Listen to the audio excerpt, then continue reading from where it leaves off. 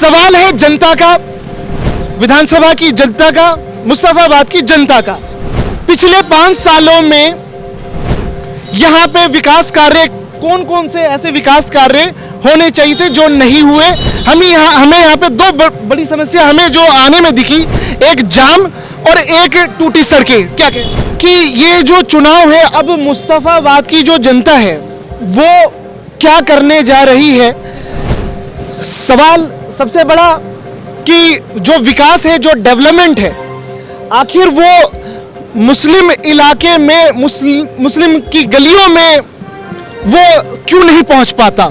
तो अभी ये तो आपका मेन रोड है, लेकिन अंदर और हालत जर्जर है, खस्ता हाल है, टूटी सड़कें हैं। डेवलपमेंट तो अंदर भी हम गए हैं, पब्लिक ओपिनियन भी हमारा न्यू इंडिया न्यूज़ का चल रहा है। आपने पिछले इंटरव्यू में एक बात बोली थी कि आपका विजन है, आपका सपना है, मुस्तफाबाद को आप साउथ दिल्ली जैसा बनाना चाहते हैं। लेकिन अभी जो करंट स्थिति है, दिसंबर 2024 में बेसिक जो इंफ्रास्ट्रक्चर है, मूलभूत सुविधाएं, वो बिल्कुल नदारद है। हु इज रिस्पॉन्सिबल, कौन जिम्मेदार है।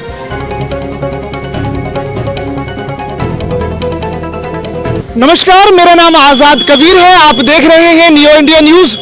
इस वक्त न्यू इंडिया न्यूज की जो चुनावी यात्रा की जो टीम है वो दिल्ली में हम मौजूद हैं, और दिल्ली का ये हॉट सीट मुस्तफाबाद विधानसभा।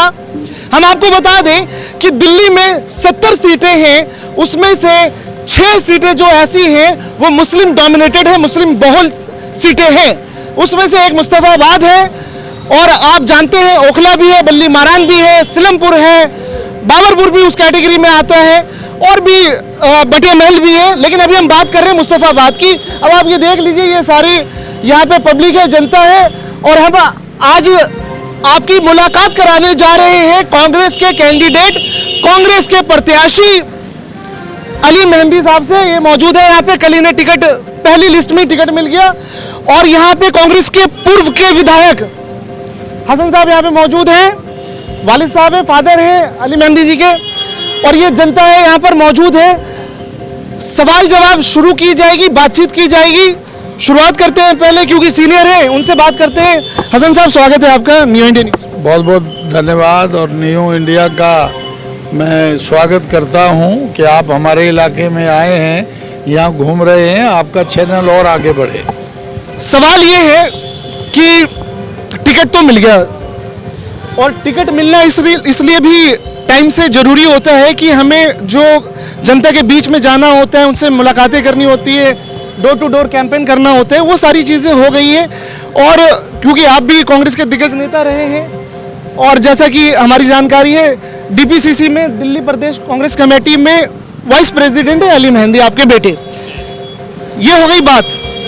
सवाल है जनता का, विधानसभा की जनता का, मुस्तफाबाद की जनता का। पिछले 5 सालों में यहां पे विकास कार्य, कौन कौन से ऐसे विकास कार्य होने चाहिए थे जो नहीं हुए। हमें यहाँ पे दो बड़ी समस्या हमें जो आने में दिखी, एक जाम और एक टूटी सड़कें। क्या कहें। देखिए, पिछले 11 साल से आप पार्टी की सरकार है दिल्ली के अंदर, और 11 साल में 5 साल बीजेपी का एमएलए रहा, और 6 साल हमारे आप पार्टी के अंदर, 1 साल उसमें मैं रहा हूं, और 10 साल से हमारी अपोजिशन, चाहे वो आप पार्टी है चाहे बीजेपी रहे।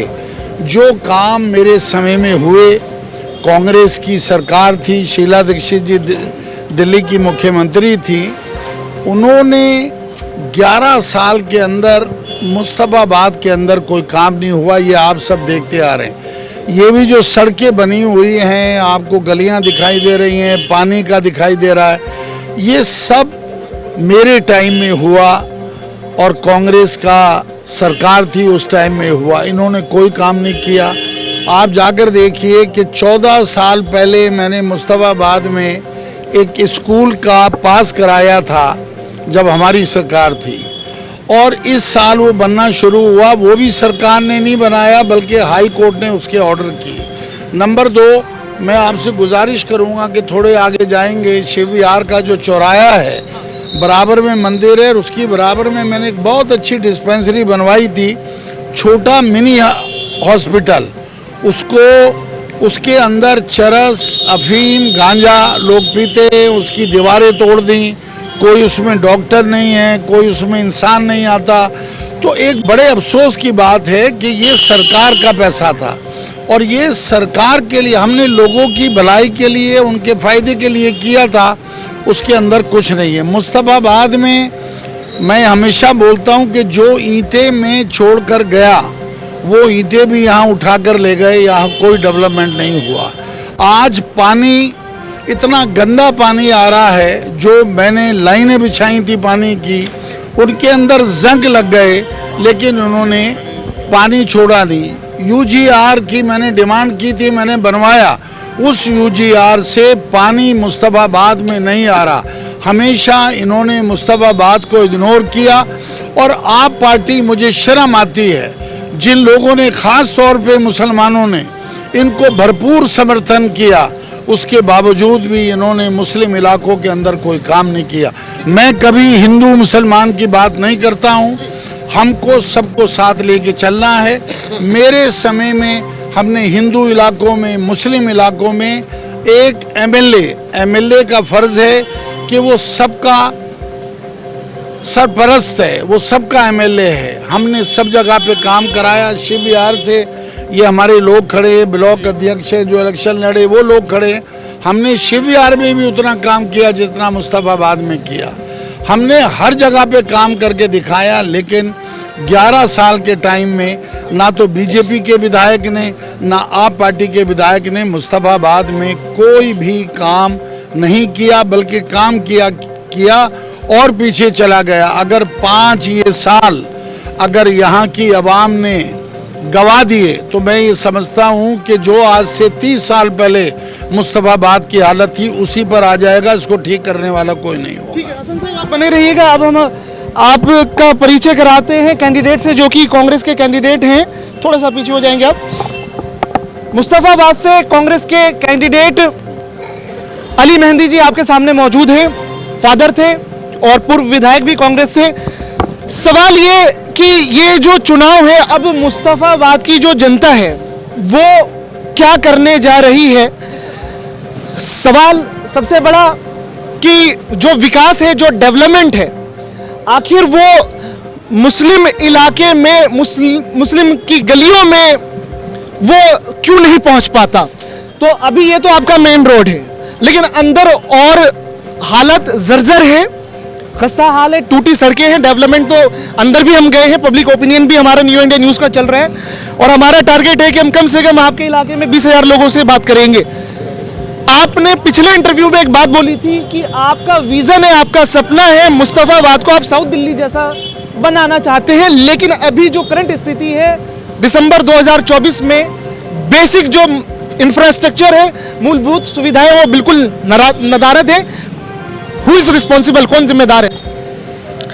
देखिए कबीर साहब, मैंने कल भी आपसे ये बात इस्लाम साहब के यहाँ कही थी, मैं दोबारा इस बात को दोहरा रहा हूँ। सबसे पहले तो मैं अपने शीर्ष नेतृत्व का शुक्रिया अदा करना चाहता हूँ और मेरी मुस्तफाबाद की आवाम का, कि मुझ जैसे छोटे से कार्यकर्ता को दोबारा टिकट देके मुस्तफाबाद की सेवा करने के लिए भेजा है। अब आपका जो सवाल था बड़ा वाजिब है।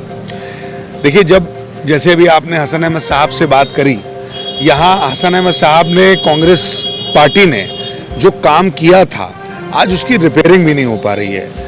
और चाहे मुस्लिम एरिया हो, चाहे हिंदू एरिया हो, कोई भी एरिया हो, सारे एरिया मुस्तफाबाद विधानसभा के आज जर्जर हैं, बर्बाद हैं। मैं अगर ये कहूँ कि मुस्तफाबाद विधानसभा को नरकिया हालात में आम आदमी पार्टी और भाजपा ने दोनों ने षड्यंत्र के तहत डाल दिया, तो इसे कहने में कोई कोताही नहीं होगी।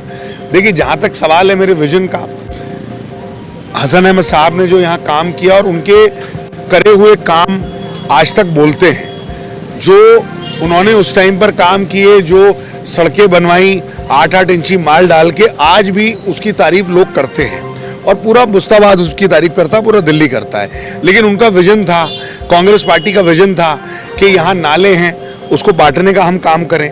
अगर वो नाले, अगर आज लक्ष्मी नगर में नाले पट सकते हैं तो मुस्तफाबाद में क्यों नहीं पट सकते?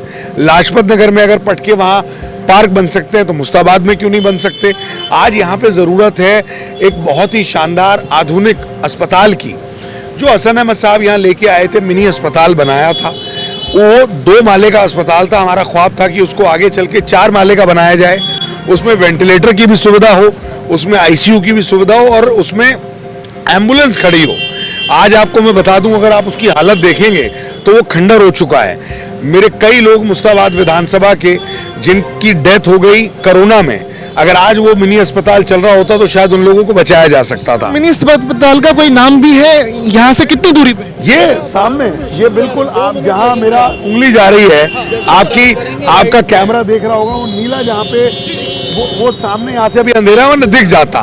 अगर आप नियर बाय में, पास में, बिल्कुल पास में, और जिस तरीके का वहाँ जर्जर हालत कर दी है, नशेड़ी नशा कर रहे हैं वहाँ पर, तो मुझे लगता है कि अरविंद केजरीवाल जी ने एक अच्छा काम तो ये किया है, जो एक काम किया है, जो शराब उन्होंने फ्री दी थी, उसी को शराब पी के वहाँ पे सारा लोग नशा करते हैं। शराबियों का अड्डा बन गया है। वैसे तो पूरा दिल्ली बन गया है, लेकिन वो इलाका खास तौर से बन गया है, वहाँ लोग नशा भी करते हैं, वहाँ शराब भी पी जाती है, वही फ्री की शराब जो केजरीवाल जी बेच रहे थे दिल्ली की जनता को, वही वहाँ पे फ्री में पी जाती है। आप वहाँ की हालत देखेंगे तो आपको समझ में आएगा कि ये वही मुस्ताबाद है जिसको हसन अहमद साहब ने और कांग्रेस पार्टी ने सजाया था, संवारा था और एक ऐसा मुस्ताबाद बनाया था जिसकी मिसाल दी जाती है।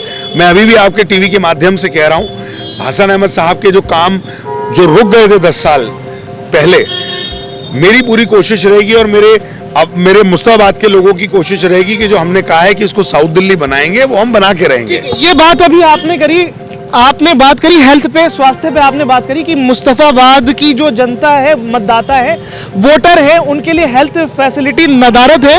आपने एग्जांपल दिया, सवाल इसी से जुड़ा हुआ है, फिर हम आगे अगले सवाल पे बढ़ेंगे। ट्रैफिक भी थोड़ा क्लियर कराते रहना।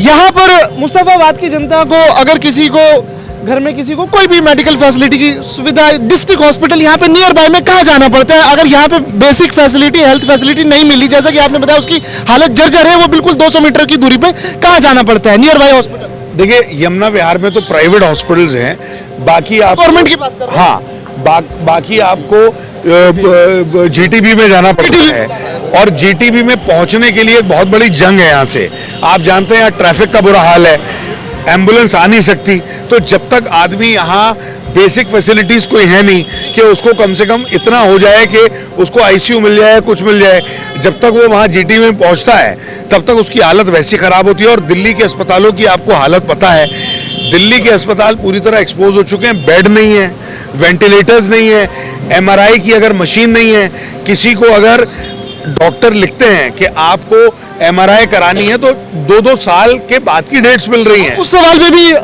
मेहंदी साहब, हम उस सवाल पे भी आएंगे, क्योंकि आप स्टेट में दिल्ली डीपीसीसी में आप वाइस प्रेसिडेंट भी, हम स्टेट के मुद्दे पे भी आएंगे।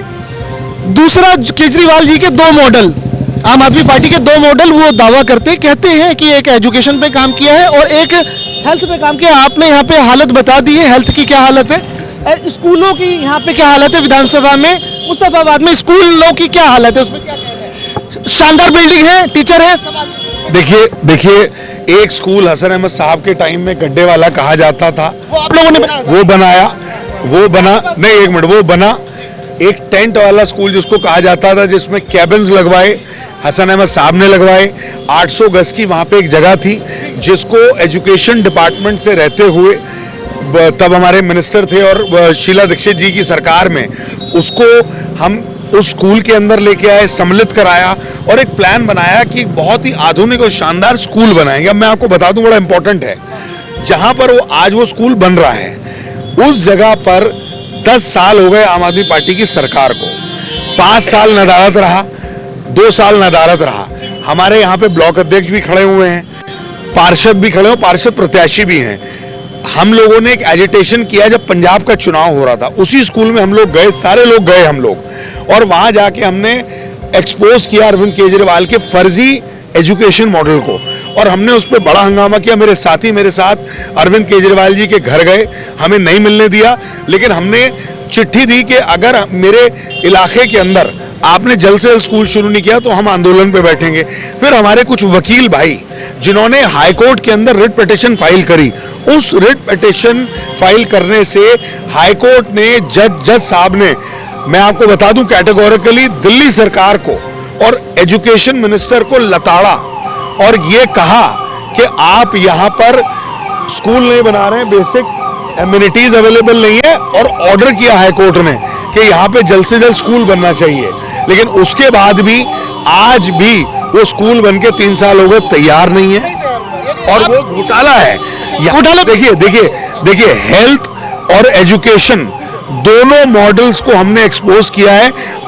मैं आपके टीवी के माध्यम से चैलेंज करता हूं अरविंद केजरीवाल जी को और मुख्यमंत्री आतिशी जी को, अगर उनमें हिम्मत है तो मुस्ताबाद विधानसभा के अंदर आए और यहां आके बोले कि हमने यहां स्कूल और हेल्थ मॉडल को ठीक किया है, तो मैं चैलेंज करता हूं उनको। ये सारे स्कूलों की पड़ताल की जाएगी, देखा जाएगा मुस्तफाबाद में स्कूलों की क्या स्थिति है, ये ऑन रिकॉर्ड दर्ज होती है। अब आ जाते हैं आपके दिल्ली स्टेट के मुद्दे पे, दिल्ली के मुद्दे पे हमें ये भी जानकारी है कि आप वकील भी हैं, आपने वकालत कर रखी है, पेशे से आप एडवोकेट हैं। सवाल है अब मुस्लिम सेंटीमेंट का, क्योंकि ये मुस्लिम डोमिनेटेड सीट है, वोटर्स ज़्यादा हैं संख्या में। सवाल ये है कि कुछ हमें ये पता लगा कि मरकज मुद्दे पे आपने आंदोलन किया था, हमें ये भी जानकारी पता लगी कि आपने और भी बहुत सारी चीज़ों पे आपने एडवोकेसी करी है, तो आप बताएं क्या बात है। देखिए जितने भी माइनॉरिटी रिलेटेड मुद्दे हैं, क्योंकि मैं माइनॉरिटी डिपार्टमेंट का चेयरमैन रहा हूँ 7 साल वाइस प्रेसिडेंट बनने से पहले दिल्ली कांग्रेस कमेटी का, तो जितने भी माइनॉरिटी के अधिकतर मुद्दे थे हमने उठाए। लेकिन देखिए सीए एनआरसी पे मैं आपको बोलूं सबसे मुखर आवाज अगर मुल्क के अंदर थी तो राहुल गांधी जी, प्रियंका गांधी जी और सोनिया गांधी जी की थी। मुझे याद है दिसंबर की वो ठंड जिसमें सोनिया गांधी, जिनकी तबीयत ठीक नहीं है, वो मेरे और मेरे आने वाले नस्ल के हकूक और हक के लिए वो लोग इंडिया गेट पे बैठे। प्रियंका गांधी जी नहीं बैठी, उनके बच्चे भी बैठे। कौन निकाल रहा था प्रियंका गांधी को इस देश से? कौन सोनिया गांधी को निकाल रहा था? देश से निकालने की बात हम लोगों को हो रही थी। उस लड़ाई में, सीए एनआरसी की उस लड़ाई में कांग्रेस ने मुखर आवाज रखी। देखिए शाहीन बाग हो या ये ब्रिजपुरी की पुलिया हो या और जगह हो, वहां मेरी हिंदू और मुस्लिम दोनों माँ बहनें, सिर्फ मुस्लिम ही नहीं थे, हिंदू मुस्लिम दोनों थे, हिंदू मुस्लिम माँ बहनें बैठी थी। लेकिन उस वक्त में भी अरविंद केजरीवाल जी के मुंह में दही जमी हुई थी। आपके चैनल के माध्यम से याद दिला दूं मैं दिल्ली की जनता को, अरविंद केजरीवाल जी ने चुटकी बजा के कहा था कि अगर दिल्ली पुलिस मेरे हाथ में होती तो मैं शाहीन बाग को 5 मिनट में यहां से गायब कर देता। किसकी बात कर रहे थे वो? लेकिन उसके बावजूद भी चलिए जनता ने वोट दिया। फिर क्या हुआ? जिस जगह पे आप खड़े हैं ये दंगा प्रभावित इलाका था और ये सेंटर एपिसेंटर था दंगे का, यहां पर दंगा हुआ। हसन अहमद साहब का एक नारा था कि मुस्तफाबाद के अंदर भाईचारा और विकास, और उन्होंने करके दिखाया। मेरे यहाँ पे शिव विहार के लोग खड़े हुए हैं, मैं इनको सलाम करता हूँ, मेरे खासतौर से हिंदू भाइयों को जिन्होंने ये पहल करी। शिव विहार के अंदर दंगे के बाद जब कोई जा नहीं रहा था तब मेरे इन हिंदू भाइयों ने वहां हिंदू मुस्लिम एकता का कार्यक्रम रखा और वहां हिंदू मुस्लिम को एक साथ मिलाया। तब भी केजरीवाल जी नदारत थे। यहाँ पर इसी जगह पर कबीर साहब, राहुल गांधी जी अपने 44 एमपीओ के साथ अगर भीषम शर्मा जी के स्कूल में गए तो फारूकिया मस्जिद के अंदर जाके इमाम साहब से भी बात करी। तो ये सारे मुद्दे, और तबलीगी जमात की आपने बात करी, मैं उसी पे 1 मिनट में रोक रहा हूँ आपको, मैं उस मुद्दे पे आ रहा हूँ। मैं थोड़ा जाम भी क्लियर कराते रहेंगे, जाम क्लियर कराते रहेंगे, ठीक है ना? जाम लगने ना दें, इस चीज का ध्यान रखना आप सब, ठीक है ना? तो सवाल अली मेहंदी से ये होगा कि अभी सिलमपुर विधानसभा से कांग्रेस वाले चले गए, आम आदमी पार्टी में चले गए, और आम आदमी पार्टी का जो सिटिंग एमएलए है उसके साथ जो एक बिहेवियर किया गया वो जनता वहाँ की नाराज है। हम अब्दुल रहमान साहब की बात कर रहे हैं, अब वो आपकी पार्टी में है, कांग्रेस पार्टी में है, और कल उनको भी टिकट मिल गया। उन्होंने 3-4 बातें बताई थी कि केजरीवाल साहब ने, उनका वीडियो वायरल हो रहा है, मुसलमानों के मुद्दे पे उन्होंने बोला कि आपके इस मुस्तफाबाद के एमएलए भी थे, हाजी यूनुस भी थे, अमानुल्लाह खान थे, इमरान हुसैन थे, वो भी थे, 1-2 लोग और थे, कि आपको दंगे के टाइम पे आकर के लोगों से मिलना चाहिए। मुस्तफाबाद, ये पूरे जो पूर्वी जो दिल्ली, यहाँ पे केजरीवाल साहब को आना चाहिए था दंगे के समय में। आपने बताया कि राहुल गांधी आए, उस वक्त आए, संभल हुआ अभी तो राहुल गांधी संभल भी गए, और राहुल गांधी ने उन विक्टिम को, उन पीड़ितों को, दगा पीड़ितों को अपने घर पे भी बुलवा लिया। लेकिन आम आदमी पार्टी का ये आरोप है अब्दुल रहमान एमएलए सिलमपुर का कि उन्होंने चुप्पी साध रखी है। तो इससे जो सिलमपुर विधानसभा का जो मुस्लिम है वो आहत होता है। वो कह रहे हैं कि 6 सीटें जो मुस्लिम बहुल वाली हैं, सारा का सारा मुसलमान इस मैटर पे, इस मुद्दे पे आहत होगा और वो सबक सिखाएगा। आपके विधानसभा में क्या इसका असर पड़ेगा, क्या कहना है? देखिए, मैं आपसे बड़ी जिम्मेदारी के साथ आपके चैनल पे एक बात बोल रहा हूँ। आम आदमी पार्टी का इस बार सुपड़ा साफ होना तय है और मुस्ताबाद हो या दिल्ली की कोई भी विधानसभा हो, कांग्रेस पार्टी की डायरेक्ट जो लड़ाई है, जो उसका जो भी कंपटीशन है वो भाजपा से है। आम आदमी पार्टी कहीं आपको फ्रेम में भी नहीं दिखेगी। और एक और बात बता दूं आपको, केजरीवाल जी डर चुके हैं। या तो केजरीवाल जी नई दिल्ली से चुनाव लड़ेंगे नहीं, और अगर लड़ेंगे तो 110% हारेंगे, मैं आपको बता रहा हूं। मनीष सिसोदिया जी एजुकेशन, शराब मंत्री, जो अपने आप को एजुकेशन मिनिस्टर कहते थे, वो भाग गए। गोपाल राय जी उनके मंत्री है, वो भागना चाह रहे हैं। आतिशी जी उनकी मुख्यमंत्री है, वो भागना चाह रही हैं। तो आप मुझे बताएं, केजरीवाल जी, ये मुस्लिम या हिंदू की बात ही नहीं है। मैं आपसे कह रहा हूं कि मुस्ताबाद विधानसभा में भी यहां पर देखिए, मुस्लिम हिंदू का मसला नहीं है। यहां पर हिंदू मुसलमान सब एक होकर कांग्रेस पार्टी को जिताने के लिए लग रहा है। ये लड़ाई कॉन्स्टिट्यूशन, संविधान बनाम भाजपा है। संविधान को बचाने की लड़ाई है, भाजपा के खिलाफ लड़ाई है। भाजपा इस चुनाव को हिंदू मुस्लिम करना चाहती है, नफरत फैलाना चाहती है। वो होने नहीं देगी दिल्ली की जनता, क्योंकि ये लड़ाई है बाबा साहब के संविधान को बचाने की और भाजपा से उस संविधान को बचाने की। मैं आपको बड़ी जिम्मेदारी के साथ कह रहा हूं कबीर साहब, मैं 6 महीने से अपनी मुस्ताबाद न्याय यात्रा कर रहा हूं और हमारे दिल्ली के अध्यक्ष भाई देवेंद्र यादव दिल्ली जोड़ो यात्रा कर रहे हैं। जिस तरीके का प्यार दिल्ली की जनता दे रही है कांग्रेस पार्टी को, मैं आपसे जिम्मेदारी के साथ कह रहा हूं, दिल्ली में लड़ाई भाजपा और कांग्रेस की है, आम आदमी पार्टी की कोई लड़ाई ही नहीं है हमारी। अच्छा, वो मतलब किसी गिनती में नहीं आ रही? कुछ आप लिख लीजिए, आज मुख्यमंत्री हारेंगे, केजरीवाल हारेंगे, इनके मंत्री हारेंगे, बड़े बड़े चेहरे हारेंगे। दिल्ली की जनता ने यह तय कर लिया है, जो झूठे वादे इन्होंने किए थे, जो फर्जीवाड़ा किया था, वो अब चलने वाला नहीं है। जनता ऊब चुकी है। आप देखिए, पानी फ्री और बिजली हाफ की बात करते थे, पानी यहाँ पे जहर पानी आ रहा है। दयालपुर में सिर्फ पानी आता है, मुंगानगर में सिर्फ पानी आता है, और उसको इतना गंदा पानी आ रहा है कि अगर मेरा चैलेंज है, मैं चैलेंज कर रहा हूं आपके टीवी के माध्यम से, मैं अभी मुंगानगर में घूम रहा था 10 दिन पहले, एक मेरी बहन ने वहां पर पानी अपने घर से निकाल के मुझे दिया, मैंने जब खोला तो वो सड़ान आ रही थी। मैं चैलेंज करता हूं अरविंद केजरीवाल जी में हिम्मत है तो पानी पी के दिखाएं। कहां गई यमुना जी में हम डुबकी लगाएंगे, कहां गया? और जहां तक सवाल है, आपने कहा कि अखिलती मुद्दों पर मैं पहले दिन से बोलता आ रहा हूं, अरविंद केजरीवाल जी जहां मुद्दा आता है अखिलियत का, वहां चुप्पी साझ लेते हैं, वहां पर मुंह में दही जमा लेते हैं। इनके एक विधायक ने कुरान मजीद की बेअदबी करी, इनके मुंह में दही जम गई, तो कोर्ट ने भी सजा सुना दी, 2 साल की सजा सुनाई है। इन्होंने कुछ नहीं बोला। आज जिस तरीके का इनका रवैया है, तबलीगी जमात को इन्होंने बैन किया, इन्होंने मरकज पर ताला लगवाया, मौलाना साहब पर इन्होंने FIR करी, इन्होंने कहा कि ये कोरोना बम है, इन्होंने कहा कि इन्होंने कोरोना फैलाया है। देखिए, इज्जत और जिल्लत अल्लाह के हाथ में है। ये वही मेरे तबलीगी जमात के साथी थे जिन्होंने अपना प्लाज्मा देकर मेरे हिंदू भाई बहनों को बचाया। और कलकत्ता हाईकोर्ट, मुंबई हाईकोर्ट और दिल्ली हाईकोर्ट ने अरविंद केजरीवाल जी के मुंह पे तमाचा मारा और उन्होंने कहा कि तबलीगी जमात का कोरोना फैलाने में कोई हाथ नहीं था। लेकिन आज तक उन्होंने माफी नहीं मांगी। मेरे पिताजी यहां खड़े हुए, इनसे पूछिए, अगर कांग्रेस पार्टी से उस टाइम पे कोई भी गलती हुई, इंदिरा गांधी जी और संजय गांधी जी, मेरे फादर भी साथ थे, जाके अगर अखिलियत के लोगों से उनसे कोई गलती हुई तो इमाम साहब के पास जाके माफी तक मांगी उन्होंने। क्या दिक्कत है माफी मांगने में? लेकिन आज क्या, मुझे आप बताइए, आपके टीवी के माध्यम से पूछ रहा हूं, अरविंद केजरीवाल ने तबलीगी जमात को बदनाम करने पर माफी मांगी? अरविंद केजरीवाल ने दिल्ली में दंगे में ना आने पर माफी मांगी? जामिया के मेरे भाई बहन स्टूडेंट्स 25 तारीख की रात को उनके घर के बाहर बैठे रहे और उनसे कहा कि अरविंद केजरीवाल जी मिल लीजिए। वाटर कैनन का यूज किया गया। उन्होंने कहा कि अभी मुख्यमंत्री नहीं मिलेंगे। अगले दिन जाके ड्रामा करने के लिए गांधी समाधि के ऊपर आप बैठ गए। तो ये क्या ड्रामा है? केजरीवाल जी का ये ड्रामा, ये दोहरा चरित्र उनका अब सामने आ चुका है।